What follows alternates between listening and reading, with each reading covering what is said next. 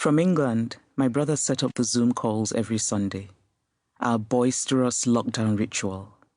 2 siblings joining from Lagos, 3 of us from the United States, and my parents, sometimes echoing and crackly, from Aba, our ancestral hometown in southeastern Nigeria. On 7th June, there was my father, only his forehead on the screen as usual, because he never quite knew how to hold his phone during video calls. "Move your phone a bit, Daddy," one of us would say. My father was teasing my brother Okay about a new nickname. Then he was saying he hadn't had dinner because they'd had a late lunch. Then he was talking about the billionaire from the next town who wanted to claim our village's ancestral land. He felt a bit unwell, had been sleeping poorly, but we were not to worry. On 8th June, Okay went to Aba to see him and said he looked tired. On 9 June, I kept our chat brief so that he could rest. He laughed quietly when I did my playful imitation of a relative. "Kachifo," he said. "Good night." His last words to me. On 10 June, he was gone. My brother Chooks called to tell me, and I came undone. 2.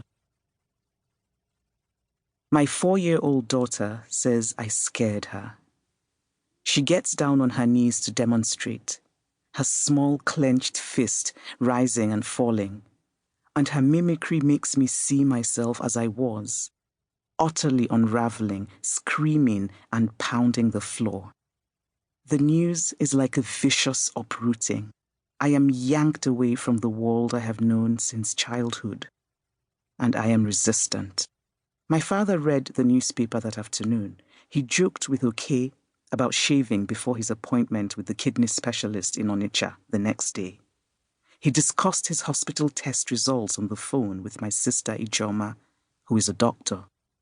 And so, how can this be? But there he is. Okay is holding a phone over my father's face, and my father looks asleep, his face relaxed, beautiful in repose. Our Zoom call is beyond surreal, all of us weeping and weeping and weeping in different parts of the world, looking in disbelief at the father we adore now lying still on a hospital bed. It happened a few minutes before midnight, Nigerian time, with Okay by his side and Chooks on speakerphone. I stare and stare at my father. My breathing is difficult. Is this what shock means? That the air turns to glue? My sister Uche says she has just told a family friend by text, and I almost scream, "No! Don't tell anyone." Because if we tell people, then it becomes true. My husband is saying, "Breathe slowly, drink some of this water." My housecoat, my lockdown staple, is lying crumpled on the floor. Later, my brother Kene will jokingly say, "You better not get any shocking news in public since you react to shock by tearing off your clothes."